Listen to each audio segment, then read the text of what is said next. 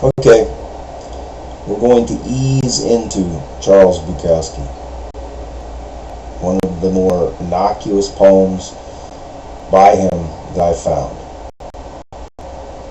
Can't offend too many, though there are always those who will take offense.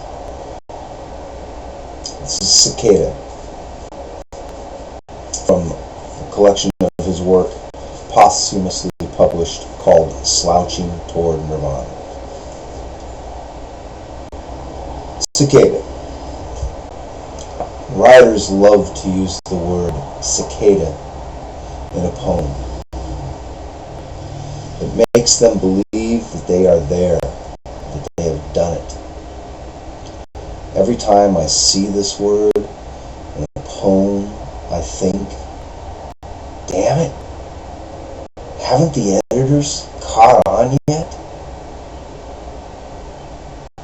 That it's a con? A way to milk the game? And look at me. Here I'm using it. Cicada. Well, that means that this poem will surely get published. See, it will.